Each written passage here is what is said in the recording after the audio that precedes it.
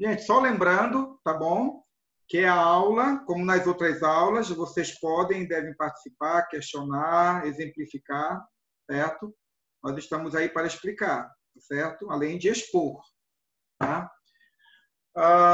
Muito bem, está gravando. Então, nós vamos dar continuidade ao texto. No bloco anterior, o que nós falamos? Nós falamos que política ela é uma ação do ser humano, a política também ela pode também ser entendida como uma política pública de Estado, e essa política pública de Estado ela tem como objetivo suprir a necessidade da população. Nós vimos também que as políticas públicas elas são ações do Estado e não dos indivíduos, da população de determinado país, de determinado estado ou cidade, mas as políticas públicas elas são uma intervenção do Estado com vistas ao suprimento de determinadas demandas, necessidades do povo, tá bom? Aí nós finalizamos o nosso primeiro bloco falando sobre isso aqui, ó. A política pública é coisa para o governo. A sociedade, ou melhor, o povo, não é responsável direto e nem agente implementador das políticas públicas, certo? E aí, Oliveira, ele nos chama a atenção para um ponto interessante e extremamente importante.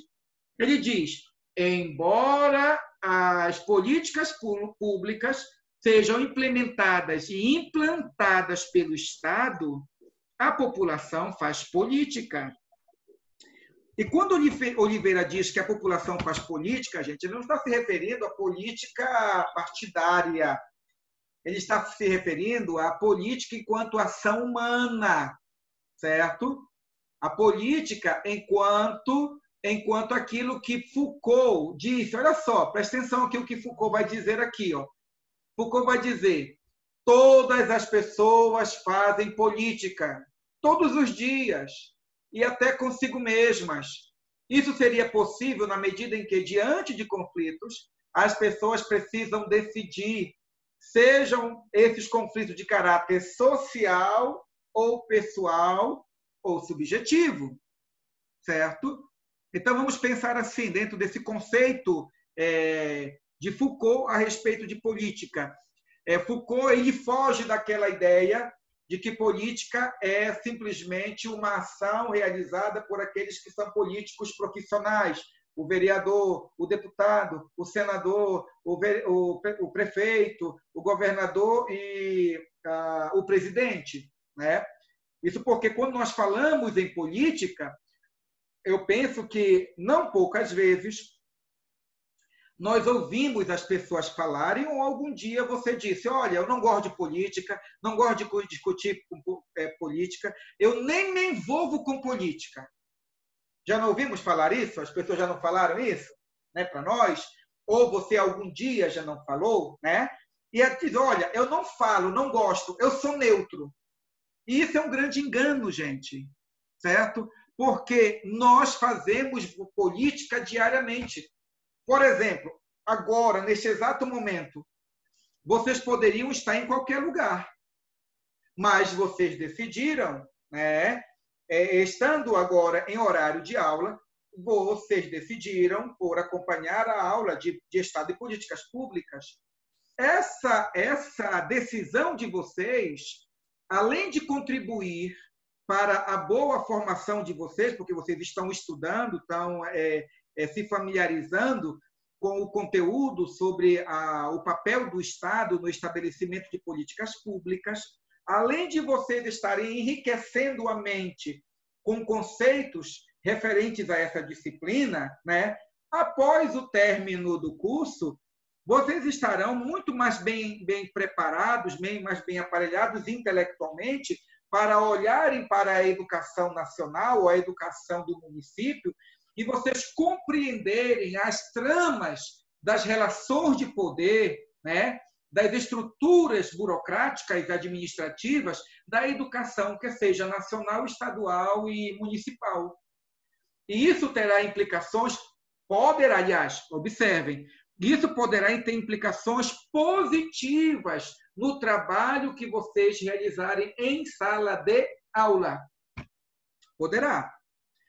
bastando que esse conhecimento venha acompanhado com um compromisso ético de vocês desenvolverem bem o trabalho educacional, né? Então, é isso que Foucault está dizendo. Toda ação humana é uma ação política, certo? Agora, nesse sentido, Foucault vai nos chamar a atenção que, se toda ação humana é uma ação política, seja ela em qualquer área, né? Em qualquer âmbito, certo? Em qualquer fazer humano, então nós podemos pensar que toda mobilização da população que visa exatamente o aperfeiçoamento do sistema educacional, né? Toda mobilização, toda ação, todo planejamento com vistas ao suprimento das demandas educacionais são ações políticas, não políticas partidárias, mas políticas no sentido de que são ações minhas e são ações suas, ações conscientes de cidadãos plenos no tino da consciência de que a educação é um direito dele, é um direito meu, e que nós não podemos ficar tão somente calados, né, vendo, de repente, a educação brasileira indo de mal a pior, sem que nós não nos mobilizemos para uma mudança efetiva dentro dos quadros educacionais no Brasil, né?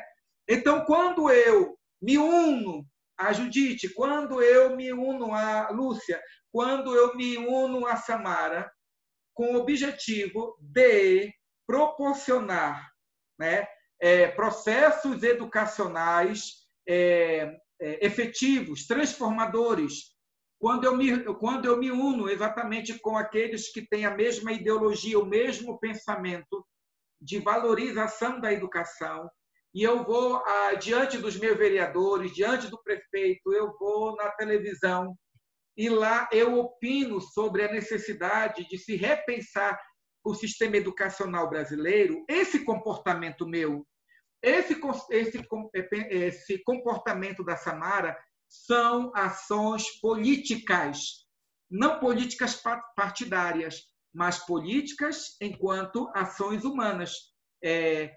Ações que são tomadas diante de situações que demandam uma resposta rápida do Estado para o suprimento das necessidades da população. É por isso, então, que o texto vai dizer, olha só, a organização social é fundamental para que decisões coletivas sejam favoráveis aos interesses do grupo. Ou seja, nós já não presenciamos os representantes de setores em Aparecida de Goiânia indo lá na Câmara Municipal para pressionar os vereadores em determinada votação? Alguém já participou de eventos como esse, gente? Quem já participou de algum evento no qual a comunidade se reuniu para ir encontrar um vereador ou ir com um prefeito para resolver alguma questão da comunidade? Alguém já passou por isso? Dou a palavra para vocês agora. Vamos lá? Alguém já passou por esse quadro, gente? Eu já, professor. Então, descreva para nós, minha querida, qual era a situação e como é que foi que vocês se mobilizaram. Nós fomos o Sintego, lá na Assembleia Legislativa, reivindicarmos o nosso piso salarial.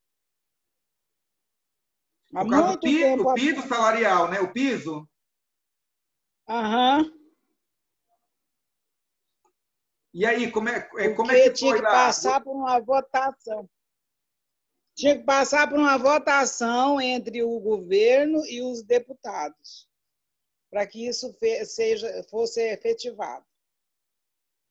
E aí, qual foi o resultado final de toda essa peleja de vocês?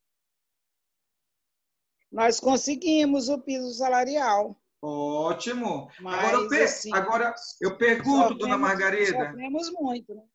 Agora eu pergunto, se vocês ficassem caladas, deitadas eternamente em berço esplêndido, o que ia ocorrer? Nós íamos estar sem piso até hoje. Exatamente.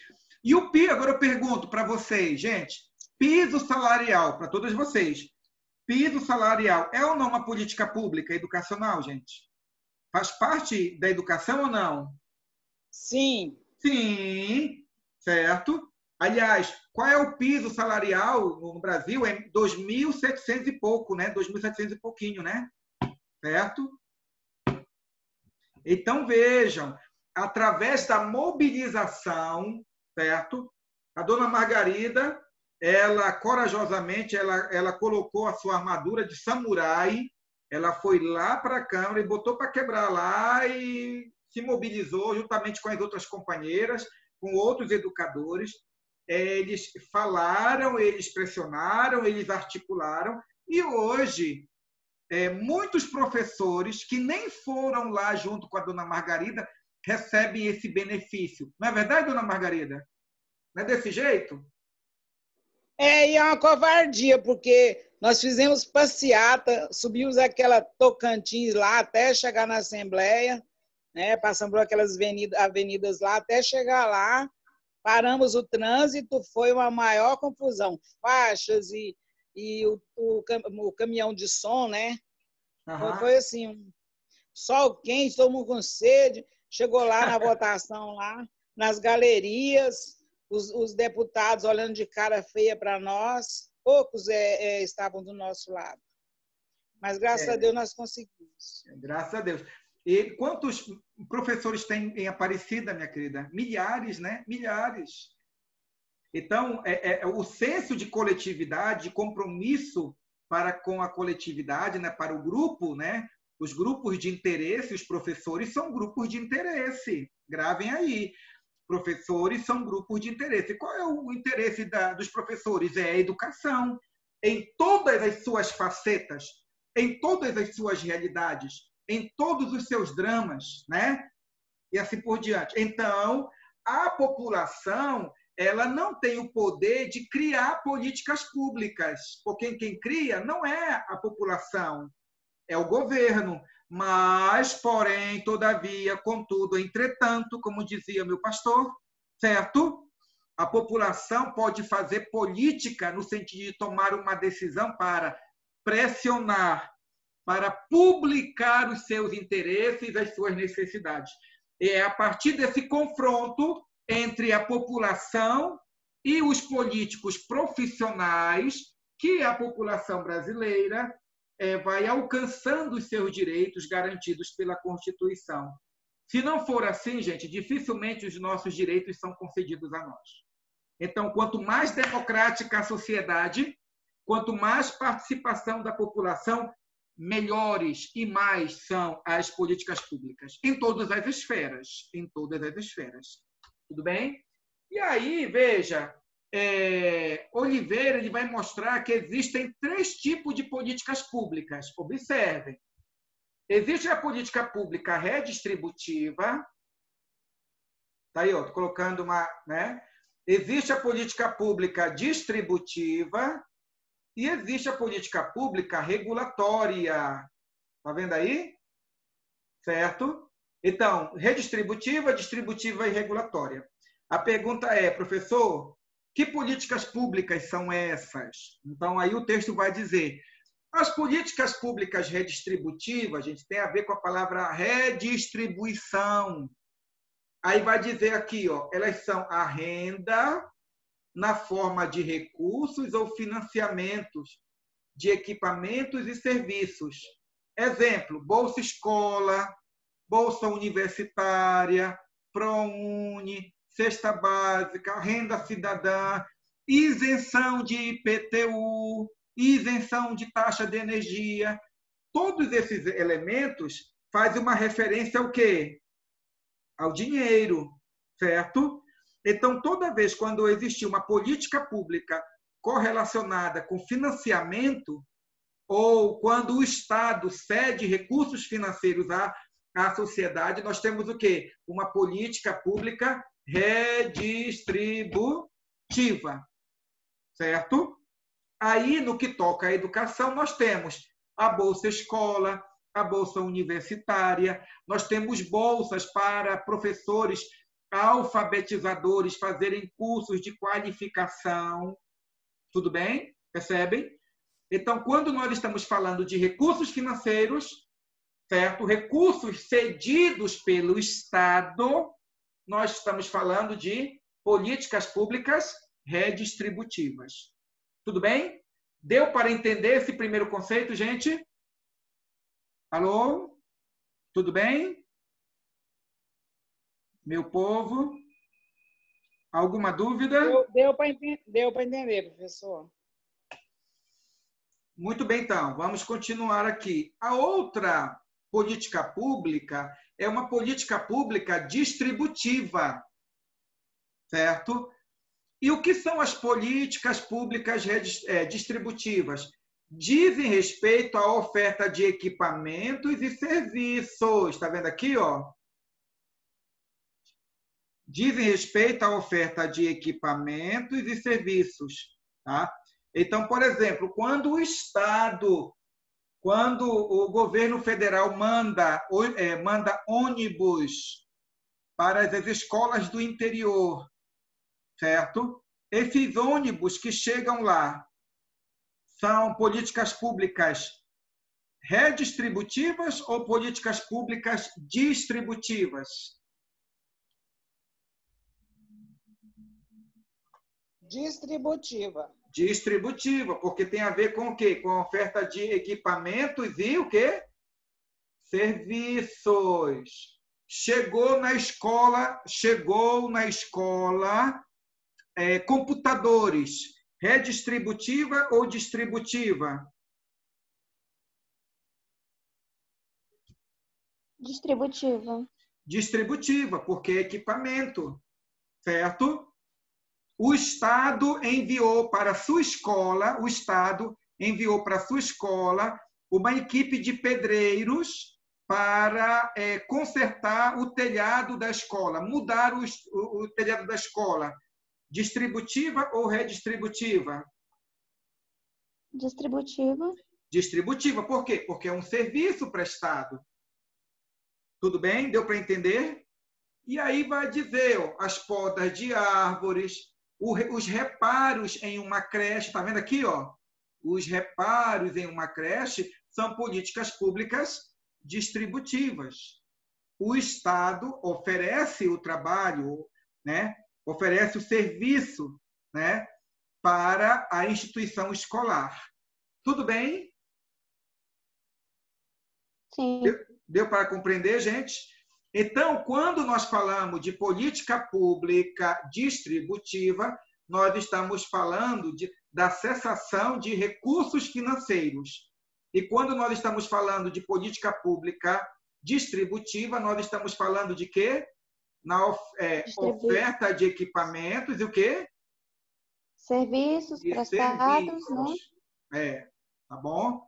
Limpeza, certo? Reparo, construção, tudo que tem a ver com equipamento ou serviço são políticas públicas distributivas, tá certo?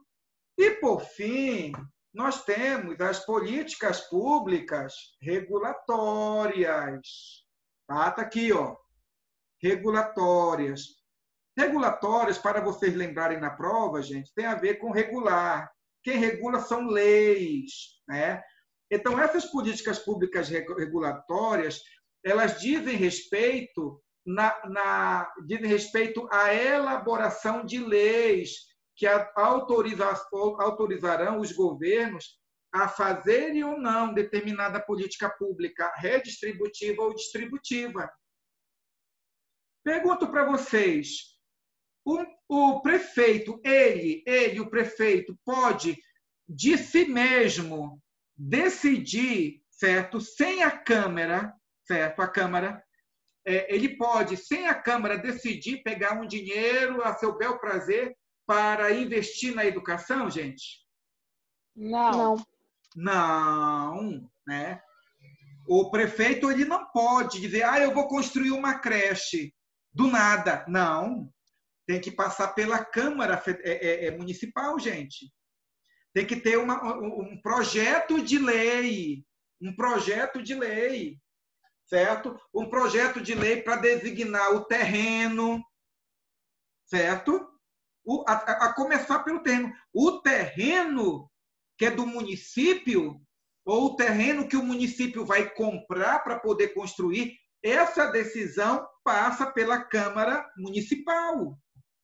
Um vereador tem que fazer um documento, tem que ser debatido, tem que ser aprovado para poder virar lei, e em sendo lei, aí o prefeito ele vai executar aquilo que a Câmara Municipal legislou a favor de determinado setor, a respeito de determinada comunidade.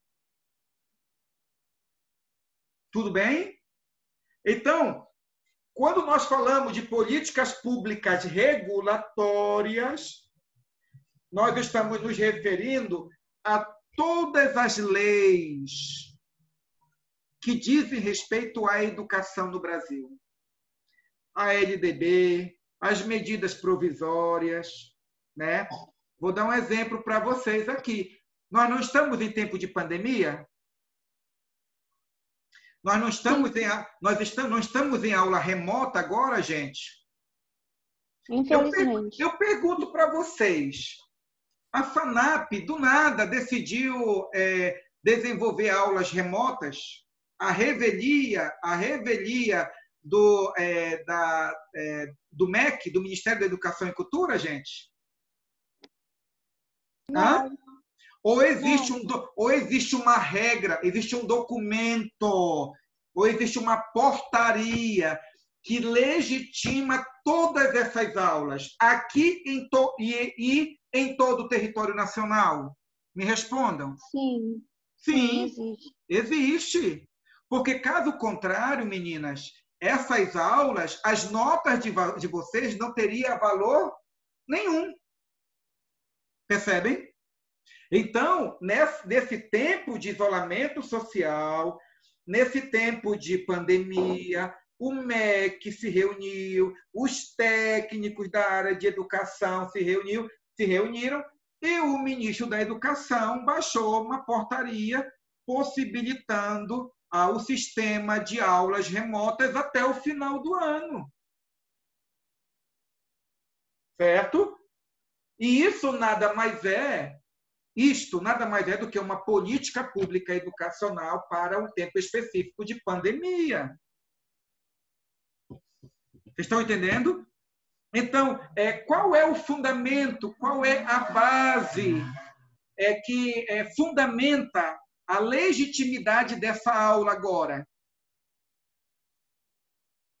É exatamente um documento que está regulando uma política pública que está regulando toda a educação nacional para um tempo específico de isolamento social.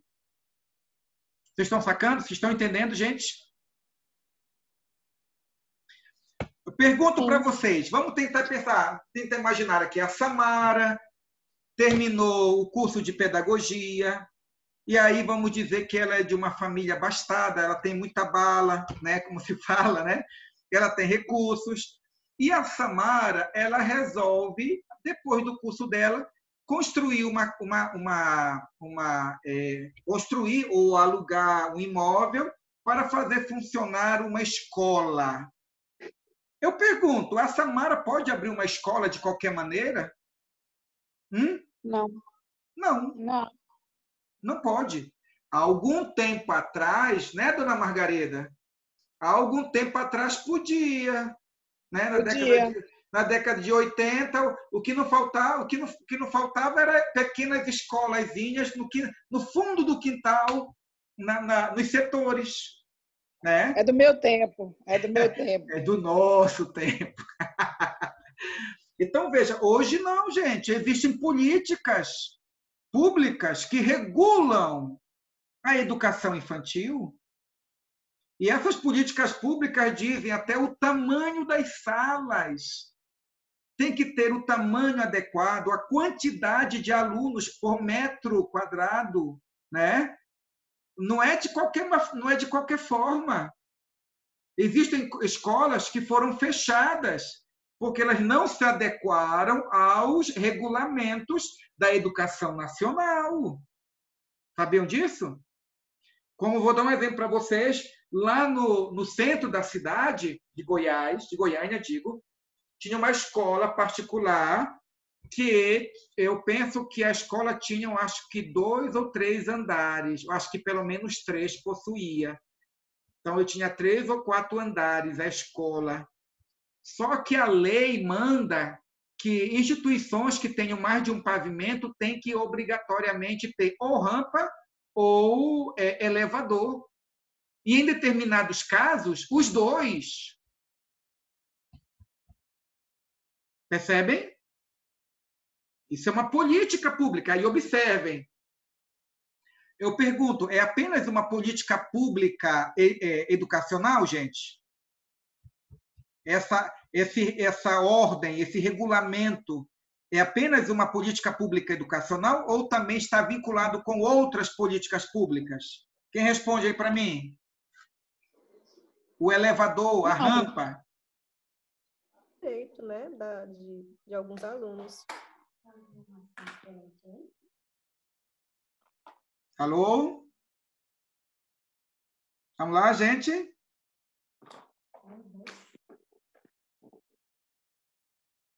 Alô, meu povo?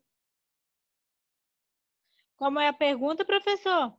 Eu perguntei se rampa na escola, se elevador na escola, se elevador na faculdade, se é tão somente uma política pública educacional. Ou essa política pública está também vinculada a outros setores? A outros setores. Como assim, dona Margarida? Exemplifique, explica aí para a turma. Ai, professor, eu não vou saber explicar, não. Eu sei que tem que ter leis que ampare o aluno, né? Que tenha o cuidado com o aluno, porque existem vários, como é que fala? Pessoas com necessidades especiais vão depender, né, de ter acesso. Então, tem que ter acessibilidade. Acesso e permanência. Acesso e permanência, né? Certo? Então, eu pergunto, a presença de rampas e a presença do elevador é ou não uma política pública de inclusão? Sim. Sim. Acessibilidade. Certo? Sim. Então, é uma política pública de inclusão. É uma política pública que tem relação com a questão social, mas que está imbricado também com a educação, gente. Certo? E de tal sorte que, se uma instituição educacional não se adequar a estes regulamentos fundamentais, básicos, essa instituição tem que fechar. Percebe? Então, existem políticas públicas regulatórias. Ora, qualquer faculdade pode abrir um curso de pedagogia a seu bel prazer, ou existem regulamentos, existem regras para abrir um curso de pedagogia, gente? Hã? Existem regras. Existem regras, certo? Existe quantidade de mestres, quantidade de doutores. Obrigatoriamente hoje... Diga lá, minha querida. Aí as rampas e os elevadores são uma política pública de quê? Inclusão. Ah, inclusão. Também, veja, é também de inclusão, certo? Mas é claro que também é educacional, porque está vinculado à educação, certo? Mas ela se justifica porque a Constituição diz que é dever do Estado garantir o acesso e a permanência. E muitas vezes, para o jovem estudar, ele tem que ter acesso à sala de aula. E como é que ele vai ter acesso à sala de aula se ele é cadeirante? Percebe? Aí o Estado vem de cima para baixo e diz: se tiver cadeirante, se a instituição tiver mais de um andar, obrigatoriamente tem que ter elevador. Tem que ter elevador. Tem que ter rampa. Se não tiver, fecha a instituição. Percebem? Então, existe também essas políticas que nós chamamos de políticas públicas regulatórias, né? podemos dizer que a LDB, gente, é uma política pública regulatória, né? Faz parte dessas políticas, né? Porque a LDB ela regulamenta toda a educação nacional, tá bom? E aí o texto vai dizer que existem políticas públicas educacionais. Aí a pergunta é: o que são políticas públicas educacionais? Resposta: políticas públicas educacionais é tudo que o Estado decide a favor do sistema educacional no Brasil. Tudo que você pensar, gente. A construção de escola, a mandar livro didático, a merenda escolar, aperfeiçoamento de professores, bolsa universitária, né? Melhoria dos sistemas educacionais, o envio de computadores para a escola. Tudo isso são políticas públicas educacionais, porque elas têm a ver diretamente com a intervenção do Estado na estrutura, no aperfeiçoamento da educação e na qualificação daqueles que trabalham no sistema educativo. Tá bom? E aí ele vai dizer o seguinte, está aqui, olha, tais decisões envolvem questões como construção de prédio, contratação de profissionais, formação docente. O que é formação docente? Formação de professores, né? Carreira, valorização profissional, como falou a dona Margarida, né? A matriz curricular é política pública, gestão escolar é política pública, gente, né? Houve um tempo que Libras não era obrigatória. Hoje, qualquer curso de pedagogia obrigatoriamente tem que ter Libras. E Libras não é disciplina optativa. Libras é disciplina obrigatória em todas as licenciaturas. E por que ocorreu isso? Porque o Estado interviu exatamente no processo de formação dos professores. Tá? E aí, gente, finalizando o texto, Oliveira ele vai falar sobre a globalização e ele vai falar sobre a questão do neoliberalismo, esses dois temas, os quais têm relação direta com a educação nacional, né? Primeiramente, ele vai dizer o seguinte, que a globalização ela interfere na educação nacional, e a prova de que a globalização interfere na educação nacional se dá pelo fato de que hoje nós temos o estudo do meio ambiente, da ecologia e das ciências. E, além disso, a ênfase que nós recebemos, né, sobre a necessidade de uma formação mais tecnológica. Esse período de pandemia já tem demonstrado fartamente, de uma forma poderosa, o quanto que a educação nacional está aquém daquilo que deveria estar. Os países que são considerados do primeiro mundo, os países considerados desenvolvidos, eles possuem uma educação pautada em recursos tecnológicos, né? E o Brasil precisa atualizar o seu sistema educacional, atualizar os seus professores, atualizar a grade curricular do curso de pedagogia para formar alunos que estejam mais familiarizados com essas novas ferramentas de informação e de comunicação. Porque a educação do século XXI, gente, é uma educação tecnológica. E nós, eu digo eu, professor Israel e vocês, nós somos analfabetos, né? Analfabetos nas questões tecnológicas. E nós temos que melhor preparar, né? Nos preparar para a formação. E, por fim, ele fala sobre o neoliberalismo. E dentro do neoliberalismo ou do liberalismo, existe a ideia que o Estado ele tem que deixar que o mercado regularize ou regule os vários aspectos da sociedade. E o liberalismo ele tem a sua influência no Estado brasileiro na medida em que certas áreas da educação nacional foram, por exemplo, entregues às ONGs, né? Ou, digo, as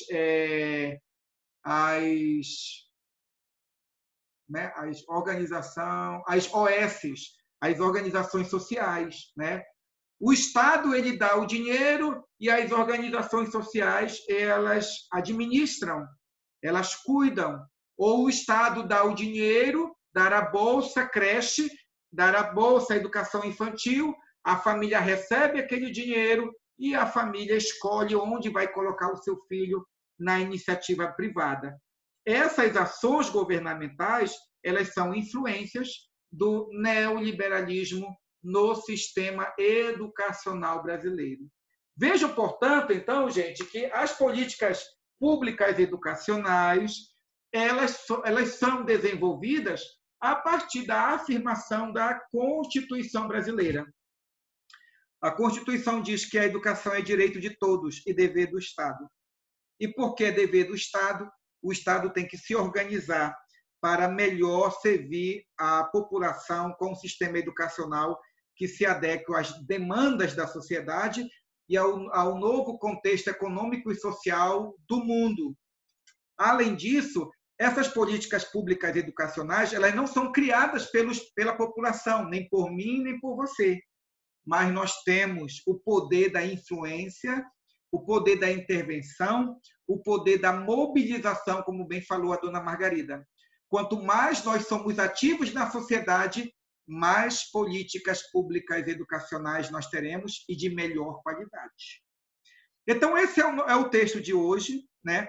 E eu me coloco agora à disposição para que, se alguma dúvida ficou, que de repente possa ser feita, né, alguma pergunta, ou que, se houver alguma participação, que possa ser feita também agora para nós fecharmos o assunto e fecharmos na nossa aula. Alguma pergunta, gente? Alguma pergunta?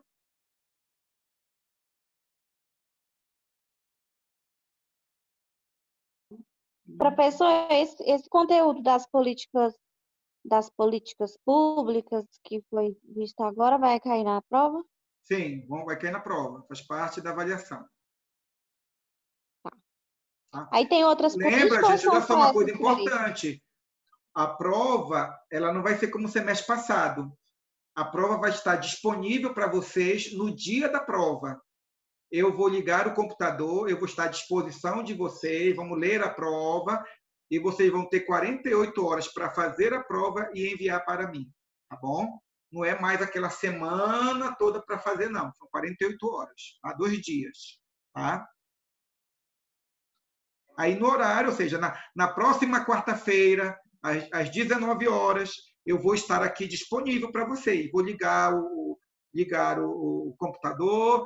Se ocorrer alguma dúvida, vocês me questionam, a gente lê junto, tira a dúvida sobre o texto, se for o caso, não dá resposta, lógico, né? Mas das questões, aí vocês vão ter 48 horas para fechar a prova e enviar para mim, tá bom? Aí eu vou disponibilizar um e-mail para vocês mandarem por e-mail. De preferência, mandar somente o gabarito. É mais fácil para todo mundo. Tá bom? Professor. Diga, minha querida. Eu tenho uma pergunta para fazer. Pode fazer. Por que a faculdade chegou a essa conclusão de só 48 horas para nós fazermos a prova? É porque em dia normal de prova é apenas 3 horas de aula. Entendeu? Então, vocês vão ter 48 horas para fazer, o que é muito tempo. 2 dias para fazer uma prova. Entendeu? Se nós estivéssemos em aula presencial, vocês receberiam a prova às 8h40 e entregariam a prova às 10 horas. Seriam apenas 2 horas de prova. Certo? Então, nós estamos apenas em sistema remoto de aula, mas a aula está sendo dada, né? Vocês estão podendo fazer perguntas, o material está sendo disponibilizado para vocês, entendeu? Tá bom, obrigada. Então, a ideia é essa. Então,